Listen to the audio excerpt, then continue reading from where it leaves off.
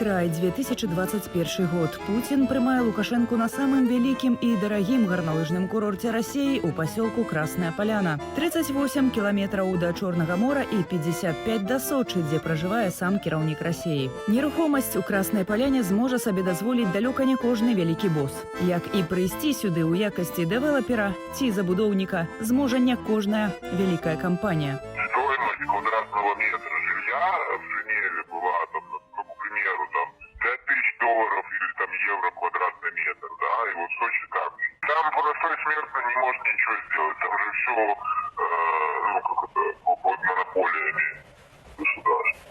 Там по региону, по Сочи, там дочка Путина имеет вес, и поэтому там не все так просто. Але калі ўладальнікі зямлі пуцінскія сябры, перашкодаў няма. Супольнае расследаванне Белполу і Белсату показала, амаль 10 гектараў зямлі ў пасёлку Красная Поляна паводле заніжанага кошту і цішком выкупіла зарэгістраваная ў Расіі кампанія «Комплекс Інвест». Зямля належала беларускай дзяржаве, то бок грамадству, а фірма-пакупнік звязаная з лукашэнкаўскім бізнесоўцам Віктарам Шэйманам, які абслугоўвае найбуйнейшыя ценевыя праекты дыктатара. Што ж паўстане пад Сочи? Это будет новая резиденция Лукашенко. Не исключено, что это все будет построено за счет белорусского государства, белорусских налогоплательщиков.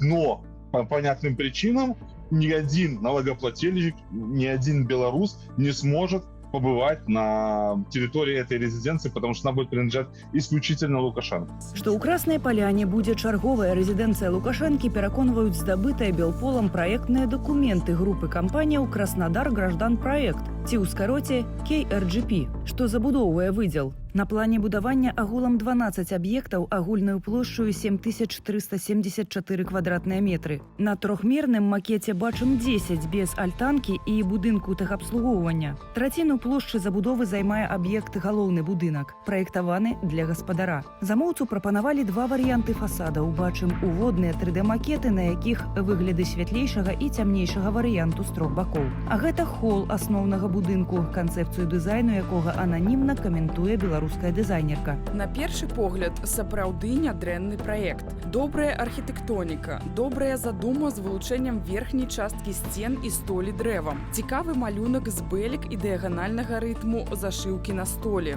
Файнае, незнарочыста лофтавае спалучэнне высокіх шкляных перагародак з дрэвам. Зрэшты, ёсць і моманты, якія хочацца паправіць. Перагружаная сцяна з комінам, а тэкстура колатага каменя вяртае нас да 2010 году. Колаты камень, мармур і ўстаўка з оніксу спрачаюцца паміж сабой паводле раўназначнасці. Няма галоўнага. І ад гэтага інтэр'ер успрымаецца серыяй дорага-багата, а не смачна. На тым жа паверсе таксама гардэробная, банкетная зала, кухня для халодных і кухня для гарачых страваў, сталовая, гасцёўня, лазенка, адаптаваная для маламабільных асобаў, кінатэатр, ахова і працоўны кабінет. Бачым вялікі кабінет на одну асобу. І на такую, якая павінна прымаць такіх гасцей, якія не могуць себе уявіць у нармальнай звычайнай зале. Не, это патрэбны асобны вялікі кабінет. І вось, гледзячы на гэты самы кабінет, і ў мне таксама ёсць уражанне, што гэта некая наступная рэзідэнцыя. На падземным паверсе басейн з тым самым колатым каменем у інтэр'еры, руская і турэцкая лазня, масажная, фітнес-зала, службовы пакой аховы, пральня, серверная і нават лыжы маюць уласны пакой. Наверсе сядзібы гасцёўня плошчаю 62 квадраты, 20-метровая лазенка, дзве меншыя спальні, 36 метраў кожная і галоўная на 55 метраў.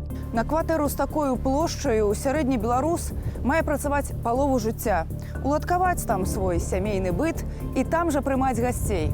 А дзе будзе размяшчаць сваіх гасцей незаконны гаспадар рэзідэнцыі ў Краснай Паляне? Пад галоўным будынкам запраектаваныя 3 VIP-катэджы па 730 квадратных метраў кожны. Адзін з іх адаптаваны для пражывання маламабільных асобаў. Абсталяваныя басейнамі, сталовай, 3 спальнямі і гэтак далей. Ёсць на мапе выдзелу і гатэль, толькі на 4 нумары, плошчаю 348 квадратных метраў. Паверх пад зямлёй для персаналу, на першым фае, прыбіральні і зона рэсэпшану, а таксама 74-метровая зала для абедаў, разлічаная на 24 асобы. На другім паверсе 4 нумары, кожны 48 квадратаў. Праектавальнік прапанаваў на выбар 3 пастэльныя колеры. Дрэва і натуральны мармур цёплага адцення. Металічныя дэталі ў інтэр'еры толькі залатога колеру.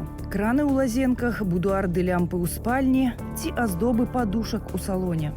На тэрыторыі месціцца таксама рэстаранны комплекс, большы за гэты гатэль.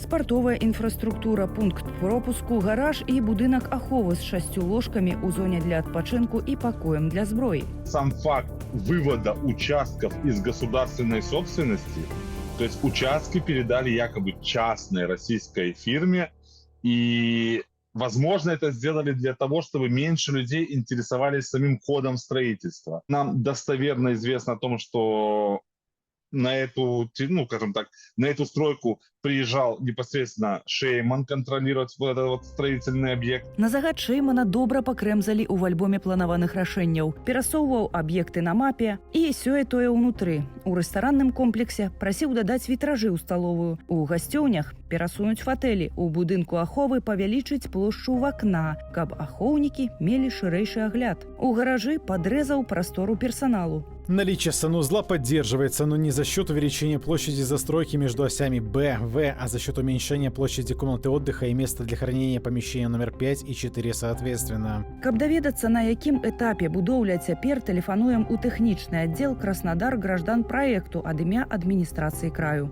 Хотим внести в список конкурсных проектов ваш загородный гостиничный комплекс «Красная Поляна». Он в стадии реализации, он в активном стройке. Он еще не построен, в эксплуатацию не введен. А где вы видели, если не секрет? У нас просто мы особо по нему не афишируем информацию, но если поделитесь информацией, где вы нашли ее, было бы нам прекрасно. Списком занималась не я, но, думаю, проект был в открытом доступе. Ну, то есть вы где-то нашли это все в интернете? В открытом доступе? Очень интересно. Мы просто у себя нигде этот объект не афишируем. Праўда, што будуюць ціха, праз фірму-пракладку, за высокім плотам і баяцца, каб звесткі пра прызначэнне не трапілі ў медыі. Бо з сацыяльнай значнасцю праекту поўны правал. Гэтую працу KRGP у партфоліа не пакладзе, бо як яе падпісаць? Сакрэтная расійская рэзідэнцыя дыктатара Беларусі? Если резиденция «Восток» являлась самой большой взяткой Лукашенко, которую он получал, то вот все происходящее в Сочи с этой землей – это самая большая на сегодняшний день кража режима Лукашенко у белорусов, у Беларуси в целом. И, естественно, каждый белорус должен понимать, где, как, какими способами его обманывают. Колькі каштуе інфраструктура камунікацыі, дызайн і інтэр'еры ў Краснай Паляне? Спыталі ў бізнесоўца Александра Кныровіча, які раней з трапнасцю да мільёна дакладна ацаніў кошт рэзідэнцыі Краснасельская. Калі Белсад знайшоў таямнічую будоўлю, а ўладальнікам яго пазней назваўся блізкі да цела бізнесовец Гуцэрыяў. На выдзеле ў Краснай Паляне прынамсі 17 мільёнаў долараў укінутыя ў будаўнічыя працы, зазначае Кныровіч. Але калі мы пачынаем казаць пра фасады, то тут ад $50 да бясконцасці. А калі мы пачынаем казаць пра ўнутраны інтэр'ер, то там, калі мы параўнаем тое ж самае з дворцом незалежнасці беларускім, то там могуць вылезці кошты і 10 тысяч на адным квадраце. І тое, што мы бачым у гэтых картынках, нас прыводзіць да таго, што там і будзе гэтае самае 10 тысяч з улікам абсталявання, з улікам камунікацыі, з улікам таго, што там у кожным доміке абавязкова ёсць басейн. Вось там будуць такія госці, якія не могуць жыць без басейна. Калі ж арыентавацца на прэміум матэрыялы, мэблю, асвятлення і дэталі у традыцыях асноўнай рэзідэнцыі Лукашэнкі Палацу незалежнасці, то ацэнка праекту ў Краснай Паляне гэта было бы до 50 мільёнаў долараў, калі б гаспадар захацеў бы, так як у нас Палац незалежнасці вісіць лямпа з Італіі і всякія іншыя рэчы, якія не маюць ніякага дачынення да Беларусі, але вось вельмі сціплы адзін чалавек там захацеў жыць менавіта ў такіх харомах. Плюс рынкавы кошт скрадзенага выдзелу, прынамсі 100 мільёнаў долараў, разам 150 мільёнаў. Цана за выспу бяспекі за межамі Беларусі. Бо хто, як не Расія, прыме дыктатара, які баіцца ўласнага народу і абкрадае яго пры кожнай магчымасці. Президент построил себе резиденцию там новую. Слушайте, да, мне хватает рабочих мест, где работать. Здесь я работаю и за городом. Але дзе жыць, калі зацягнуты прэзідэнцкі тэрмін усё ж скончыцца? Бяспечнае гняздо пад Сочы для дыктатара пачалі ўладкоўваць па 2 гадах ягонага крывавага змагання за ўладу і супраць санкцыяў. 18 лютага 2022 года у беларусаў скралі адпаведны зямельны выдзел, а ўжо праз 4 дні Владзімір Пуцін распачаў поўнамаштабную вайну супраць Украіны. Пасля такіх навінаў хто будзе глядзець на незаконныя зямельныя ўгоды? Але на кожную праўду свой момант. Юлія Цельпук, Белсат.